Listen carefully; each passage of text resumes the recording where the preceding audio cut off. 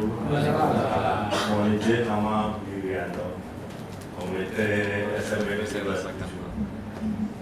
ada beberapa sharing yang harus kita SMP 27.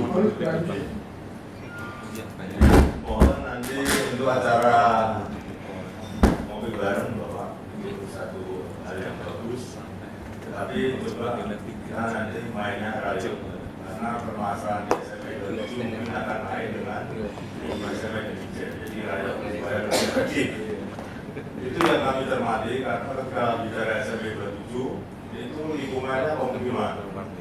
Satu contoh memang saya tidak akan masuk dalam sistem PPDB, tetapi apa yang kami ambil hikmah positifnya ketika memberikan kesempatan lingkungan yang tidak mampu untuk sekolah di situ, itu ketika kita mengimplementasikan apa yang menjadi program B5 itu didukung lingkungan, karena memang mereka juga sehingga sekolah itu nyaman.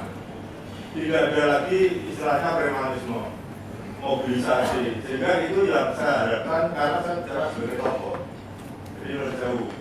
Ini sangat positif sekali, sehingga sekolah itu akan bermain dalam program apapun pembelajaran itu secara kondusif, apalagi dengan lingkungan di SBI, dan sebenarnya itu juga ada lingkungan yang biasa, sehingga program PPDB dengan memanfaatkan lingkungan yang tidak mampu untuk bersekolah di situ ternyata ada nilai positifnya.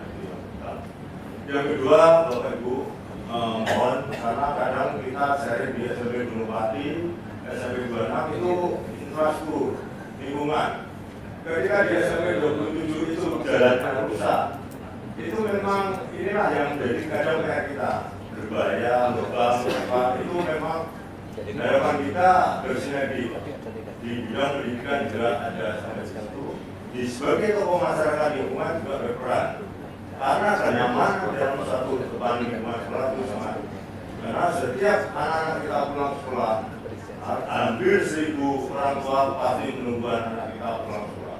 Sudah berjalan yang pertama, sehingga memang agak mengganggu lingkungan tersebut di SMP 27 taruh di SBI, karena itu jalur utama. Tetapi dengan sinergitas, dengan kebersamaan tokoh masyarakat, dengan tokoh lingkungan, kearifan lokal yang ada, insya Allah semuanya akan berjalan dengan baik. Saya kira itu Pak, dan nanti kopi moreng, FGD, perayon aja. Karena ada satu bulan di SMP Mijen itu bisa berkembang tentang urban farming, tentang sebagainya. Tetapi di kota mungkin ada langkah kita, jadi berbagai macam program. Terima kasih, kurang lebihnya mohon maaf. Bila terlibat, assalamualaikum warahmatullahi wabarakatuh. Oh, yang sampai ini dapat ya. Dari sekolah sebelumnya.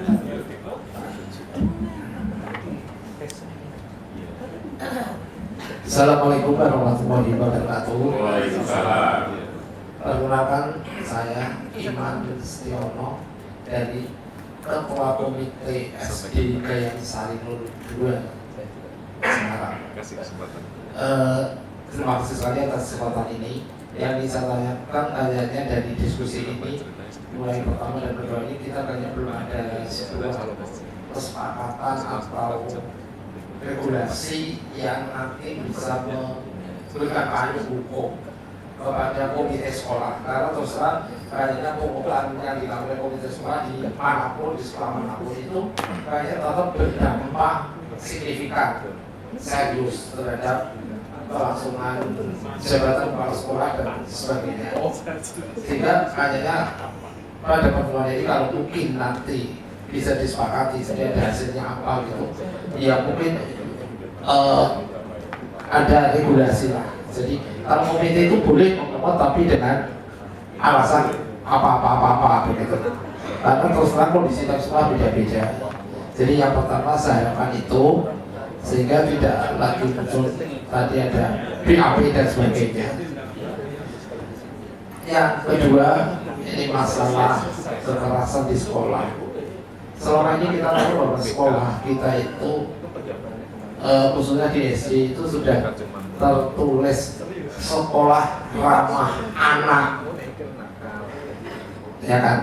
Ini berarti yang ramah cuma yang diramai cuma anak aja, guru dan ediknya dan orang tuanya mungkin nggak masuk kriteria itu, sehingga dampaknya apa? Guru itu tidak berani memberikan hukuman kepada murid, walaupun murid itu nosamu ya berperilaku yang mungkin kurang baik. Beda dengan zaman kita sekolah dulu. Kita dulu kalau berbuat sesuatu kesalahan atau apa begitu, langsung dari guru kita itu memberikan hukuman pada kita, baik secara fisik maupun non fisik. Jadi dulu sering juga disetrap di luar kelas, tidak mengikuti pelajaran sampai jam pelajaran istirahat dan sebagainya, itu betul-betul hukuman yang dulu diberikan kepada guru-guru kita. Dan apa hasilnya? Alhamdulillah kita generasi sekarang ini kayaknya ya bisa memahami dan menikmati hasil didikan dari guru-guru kita dulu. Dan kita bisa bayangkan nanti kalau sekarang sekolah ramah anak, nanti berapa tahun ke depan anak-anak sekarang itu seperti apa perilakunya, apalagi ini kaitannya dengan karakter. Yang saya melihat itu anak-anak sekarang sudah tidak bisa berbahasa Jawa, menurut saya khususnya untuk komunikasi dengan orang tuanya. Saya dulu pernah menyarankan di sekolah saya itu pada hari tertentu anak-anak itu disuruh pakai bahasa Jawa promo inggil dengan guru-gurunya. Jadi kalau mau menyampaikan sesuatu harus pakai bahasa Jawa, karena maksudnya satu hari saja dalam satu minggu begitu. Tapi kayaknya nggak jalan juga, mungkin katanya ya perlu di pelajaran bahasa Jawa atau lainnya mungkin perlu diadakan seperti itu. Jadi kalau kita pernah mendengar bahwa di sekolah pada itu diharuskan berbahasa Inggris, tapi berbahasa tidak. Sehingga kita jangan heran kalau anak-anak kita tuh nilai bahasa Inggrisnya jauh lebih bagus daripada nilai bahasa Jawa. Dan itulah kalau kita generasi yang mudah-mudahan ini tidak kenal bahasa Jawa, kita tidak berharap itu akan hilang nanti akhirnya dari Indonesia, khususnya dari Jawa sini.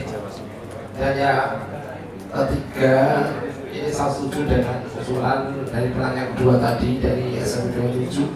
Sebaiknya kalau memang ada acara ngopi bareng, itu ya memang perannya dan perjenjang pendidikan. Karena masalah di SD mungkin beda dengan SMP, beda dengan SMA. Ini jelas tidak bisa di general, karena itu maka harapannya nanti kalau memang bapak mau melakukan itu ya perannya perjenjang. Sehingga misalnya kalau SD itu biasanya perkecamatan ya. Jadi kalau banyak sari itu ada berapa gitu ya, ada monggo silakan itu dikoordinasi. Dan yang terakhir ini mengingatkan aja Bapak, dulu Pak Budiarto pernah datang ke sekolah kami Pak tahun lalu kalau nggak salah bersama anggota dewan Ibu Hani Khairul Solihah itu, kami sampaikan status tanah yang di sekolah kami. Sebetulnya status tanah di sekolah kami itu kan miliknya Polda, karena terus terang memang ada sejarahnya seperti itu. Bahkan sekarang sebenarnya sudah jadi rumah sakit Bayangkara. Jadi ini jadi masalah kalau tanah itu milik institusi lain, ini dinas pendidikan ini untuk misalnya bantuan bangun dan sebagainya itu apa kira-kira, mohon maaf ini istilahnya ya berperan atau berperan atau tidak gitu. Dan ini miliknya orang lain gitu. Sampai saat ini saya tidak tahu apa sudah alih fungsi sertifikat atau belum, saya juga tidak tahu. Karena dulu tadinya pernah saya lemparkan Pak Budiarto ke sekolah kami, tapi tadinya ini kabarnya juga saya belum mendengar lagi apakah sudah berhasil atau sampai di mana dan sebagainya. Jadi itu mohon perhatian yang itu saja Bapak. Terima kasih banyak atas pendengarannya, mohon maaf atas segala kekurangan. Assalamualaikum warahmatullahi wabarakatuh.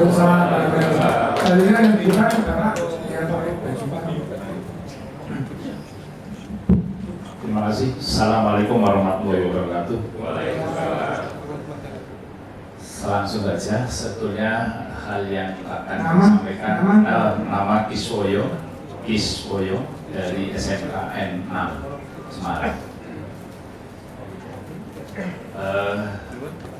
Hal-hal yang perlu saya sampaikan tentunya sebagian besar sudah disampaikan dari Pak Zainal Bakir, karena beliau sudah sebagai anggota komite tingkat kami, dan juga dari SMA 6 Ibu dari SMA 6 karena kami kebijakan SMA 6 dan SMA maupun SMK berada di provinsi.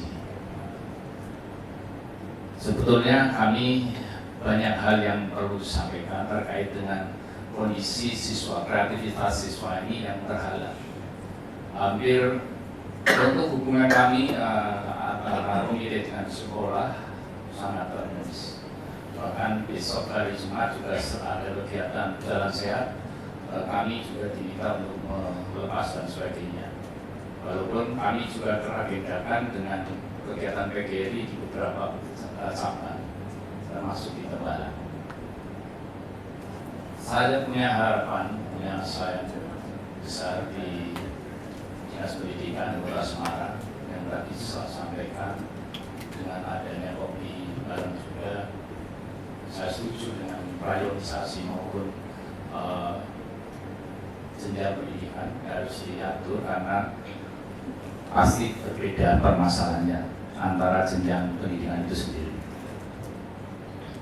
Di tempat kami antara lain siswa merasa terbatasi untuk berkreativitas karena kemarin ketua OSIS menemui saya untuk melakukan kegiatan reorganisasi OSIS akan diadakan berbagai macam kegiatan. Konsepnya bagus, tapi tidak berani maju ke sekolah, kepada kepala sekolah. Karena yang sering terjadi adalah kepala sekolah tidak akan menyetujui karena ada iuran dari siswa. Itu yang kepala sekolah kondisinya adalah sangat takut dengan ketentuan tindakan-tindakan dari Dinas Pendidikan Provinsi yang sering-sering terjadi berbagai macam kepala sekolah di Jawa Tengah. Ini yang sering dicurhatkan kepala sekolah kepada saya sebagai ketua komite. Tindakannya demikian, mengambil kebijakan aman gitu aja. Tapi hakikatnya itu membatasi kreativitas siswa. Banyak hal yang kemarin tahun kemarin sudah gagal kegiatan karena mau mengadakan silaturahmi bersama. Sebetulnya saya sudah saya siasati karena timingnya setelah pengumuman lulus, maka judulnya Temu Kangen Alumni. Artinya iuran itu bukan dari siswa tapi dari alumni. Saya kira sudah aman.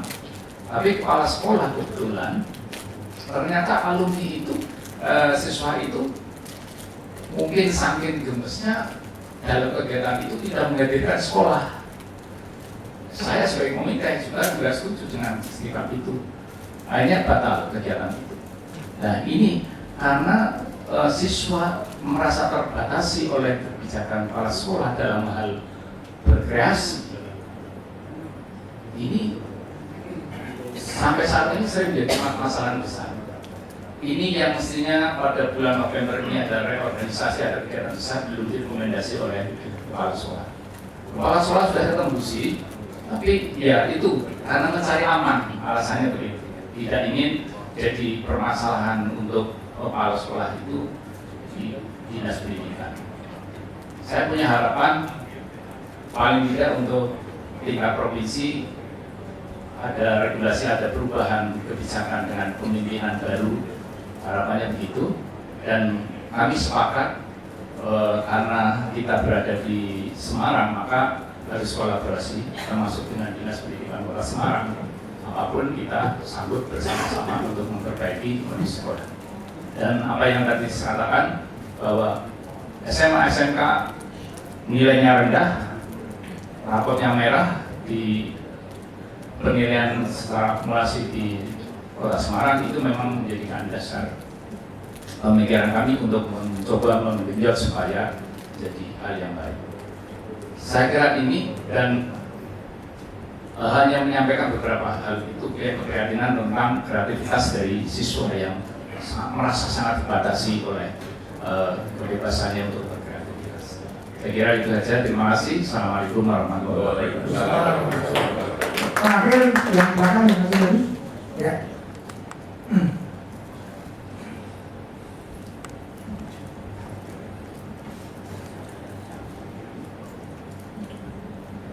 Assalamualaikum warahmatullahi wabarakatuh. Kami dari Komite Sekolah Swasta SMP Wali Songo 1 Semarang.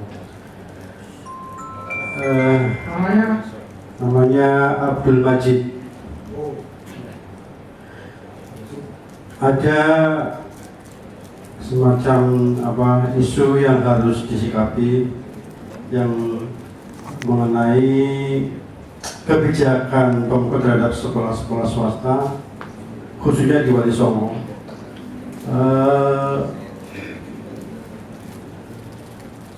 Sekolah Wali Songo itu kan sekolah swasta, kemudian ada dikenai adanya PBB per tahun. Kemudian kalau kita kembali kepada masa lalu ya, itu kan tidak ada PBB buat sekolah swasta, tapi mulai beberapa waktu yang lalu sampai sekarang itu sudah dimulai adanya PBB. Padahal kita hanya mengandalkan dari siswa saja. Kemudian kalau dulu ada guru-guru yang mendapatkan adanya sapu jagat ya, sudah tidak ada, malah sekarang dikenai PBB. Yang kedua, adanya sekolah swasta yang digratiskan, itu berdampak pada sekolah-sekolah yang tidak gratis ya. Akhirnya menurun, mereka para siswa memilih yang gratis ya. Sekolah swasta seperti Wali Songo yang dulunya bisa mencapai 12 kelas, sekarang hanya tinggal 6 kelas. Yang saya pertanyakan, bagaimana kebijakan itu, mohon diulang kembali. Begitu kiranya. Sampai di sini. Assalamualaikum warahmatullahi wabarakatuh.